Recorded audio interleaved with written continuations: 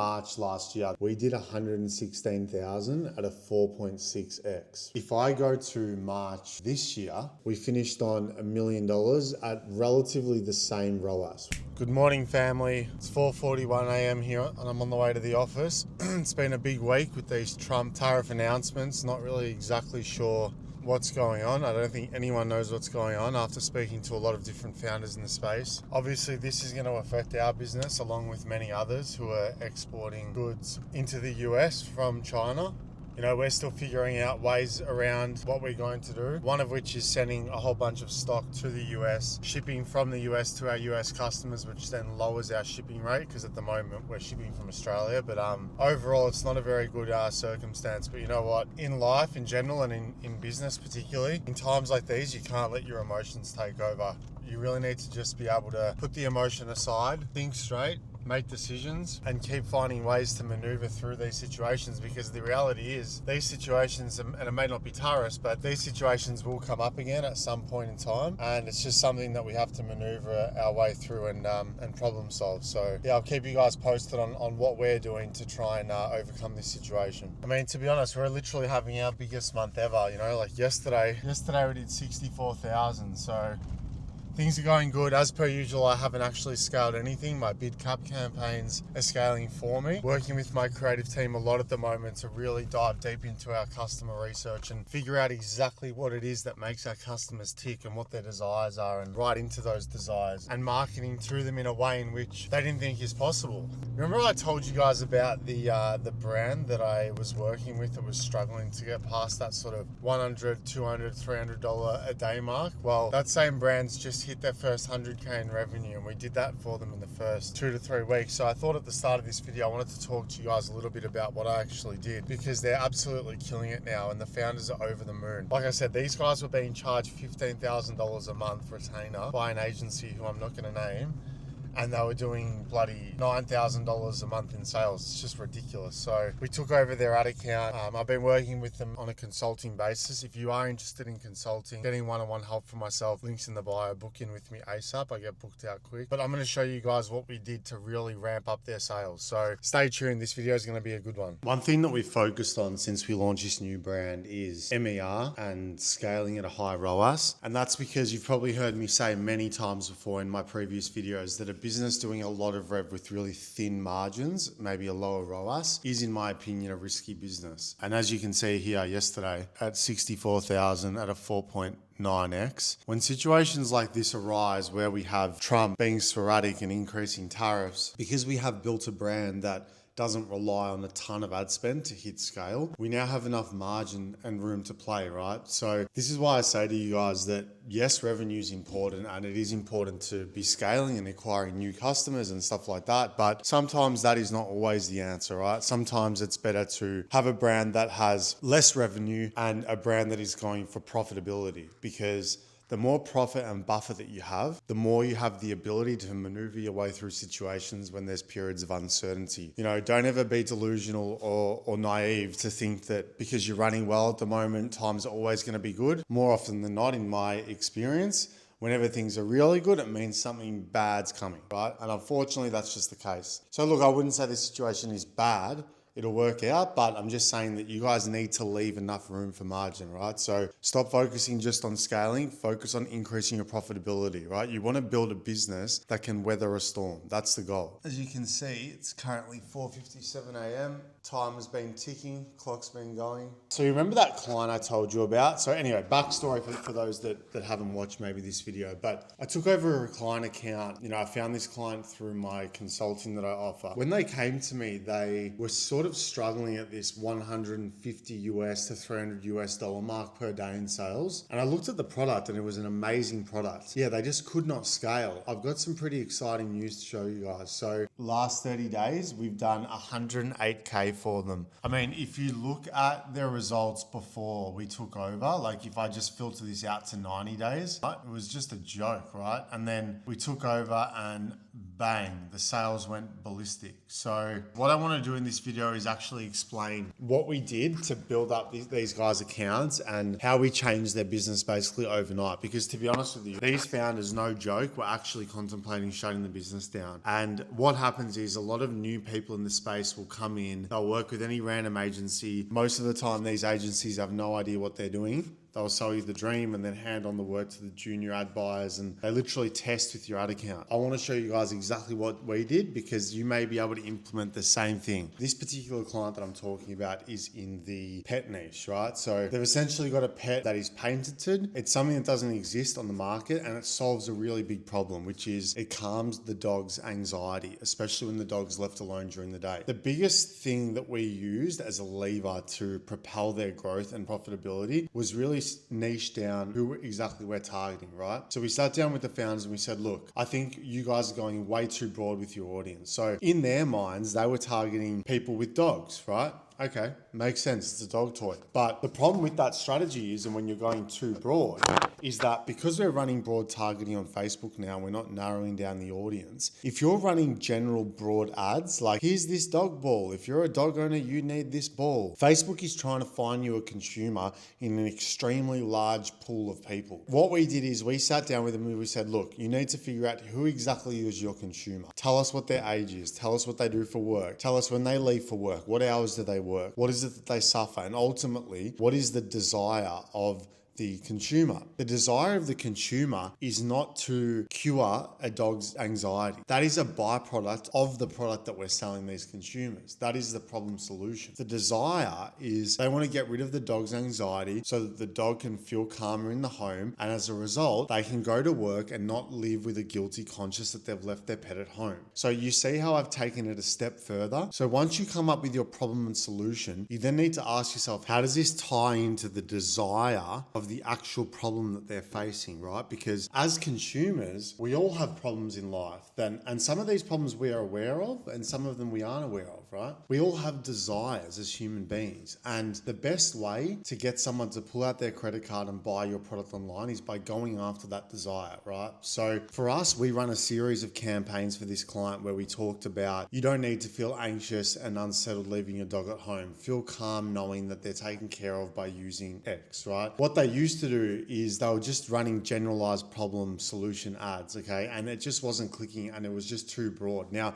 if you imagine a big pool of people, parents, and by parents I mean dog owners, right? A big pool of parents, dog owners, you niche it down to parents that are leaving their dogs whilst they go at work and the dogs live in an apartment. Facebook then is trying to find people in a much smaller pool of people in comparison to that broad group of parents, right? When you're running ads to the broad group of parents, Facebook's swimming in the pool trying to find consumers to buy. You want to niche down the size of your lap pool so that it can find consumers within that pool. Then you can scale. And don't get me wrong, you don't have to keep it at that niche audience. So as an example, in this instance, it was dog parents that go to work, that live in apartments, right? You can then find winning angles and other avatars. But ultimately what I'm trying to say here, guys, is none of this is, this thing's ticking, let's go.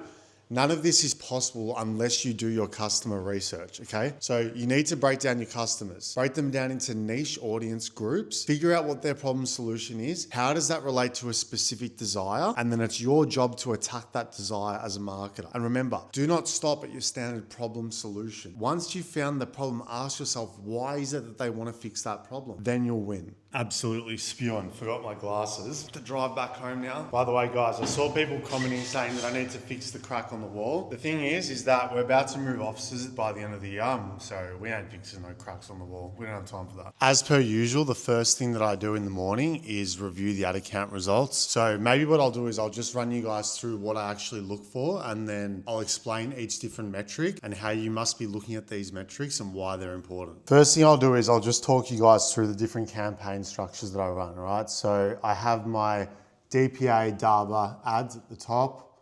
I then have my ASC cost cap campaigns for winners. And then I have my bid cap campaigns, which are my main campaigns. Now, if you look at the spend amounts, if I filter by the spend, you'll notice that the bid cap campaigns are by far spending the most. We run an inflated bid cap strategy. For anyone that doesn't know, inside we have one ad per ad set, as you can see here, and we max out each campaign with 200 ads. Now, I don't want to go on about a lot of stuff that I've spoken in the past, but if you are new here, I'm very big on cost controls and bid caps, and I'm also big on focusing on, geez, this thing is going off today. Let's go, boys.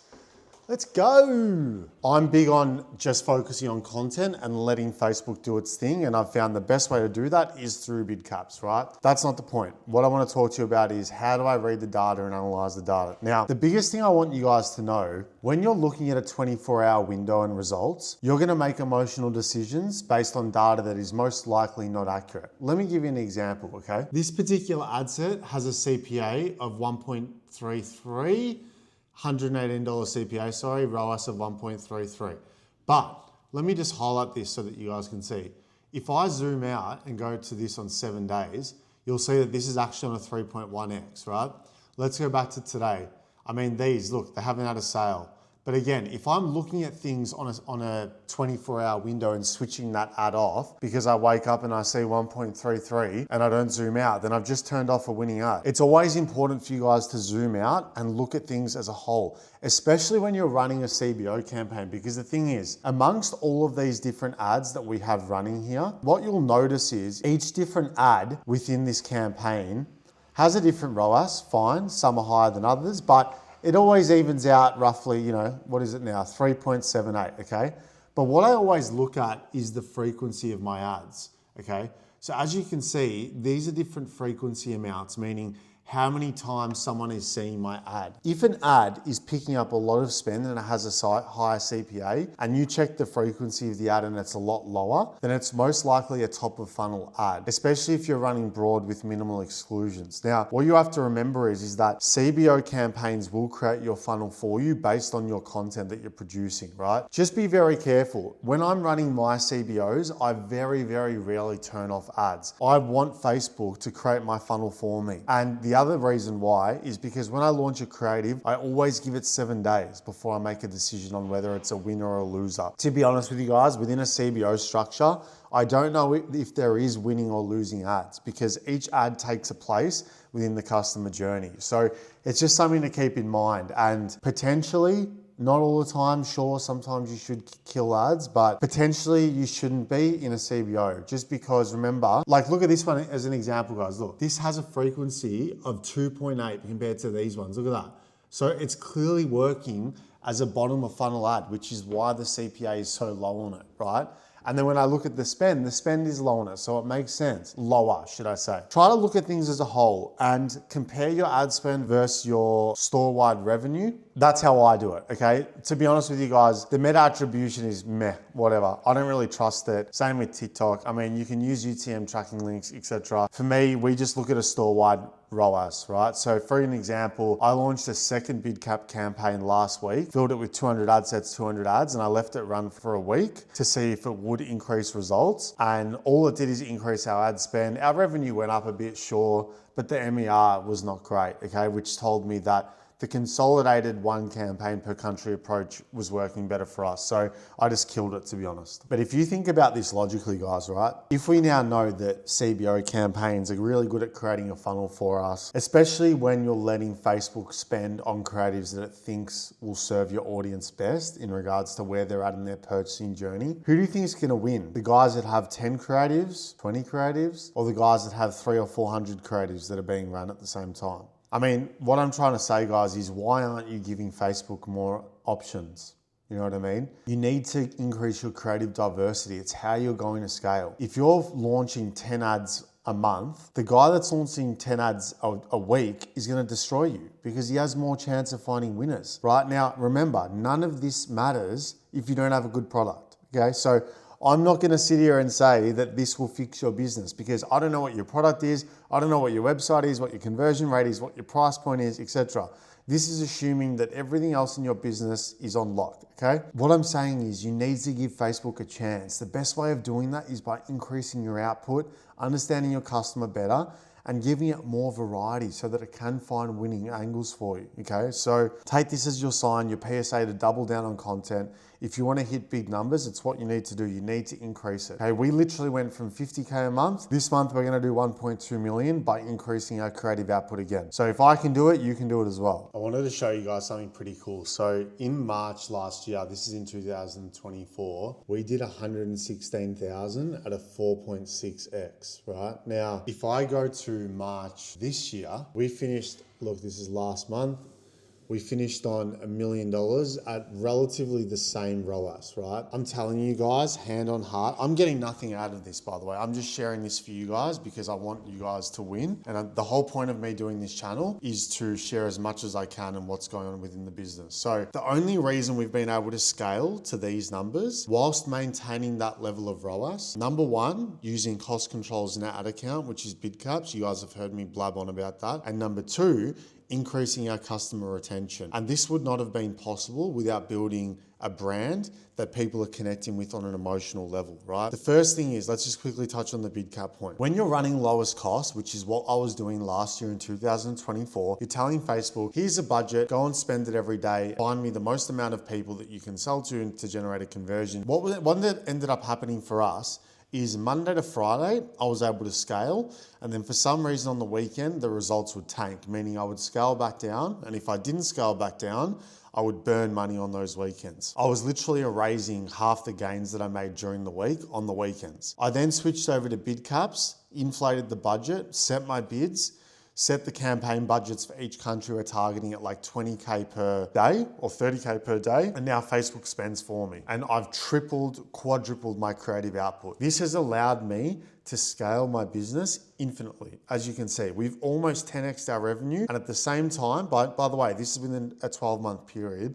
And at the same time, we've hit the same level of ROAS. None of this would be possible if we didn't do the bid cap strategy as well as focus on our retention. So as you can see, last month, we had an 18% retention. But if you look at our NC ROAS for the month, it's only 3.71, whereas our actual ROAS is 4.54. That additional ROAS percentage is being made up by our repeat purchase customers, most of whom we are not actually paying for them to buy again, right? Which means that their profit on those orders is through the roof, okay? And this is the power of brand building. Yes, you may be selling a product that is repeat purchase, and by that I mean a skincare product or a hair care product. But if people haven't bought into your brand, it's unlikely that they're going to come back and buy from you again and again and again, okay? Because there needs to be some sort of emotional connection on a deeper level than just a product level. So if you think about your brands that you guys are using that you love, it might be a specific hand soap or a body wash or a cologne. You're not just buying that cologne because of the scent. You're buying it because of the brand, right? There may be a Dior cologne that you love, and then there might be a cheap $20 cologne that smells relatively the same, but people are still more inclined to buy the cologne from Dior because they value that brand. So you need to create desirability around your brand and create desire for your brand through brand building activities, okay?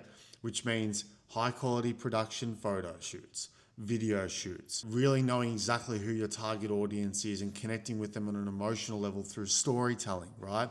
Brand events, getting people to represent your brand that makes sense for your audience. Anyway, this is a whole nother video and I'll go on to it, but it's currently 5:30 in the morning. We're on 15K. I'm about to get into my day, guys. God bless you all. I love you all. Thank you so much for the support, for your comments. Please press subscribe, like this video, share it with someone who you think it'll give value to, guys, and I'll see you in the next video. Let's fucking go.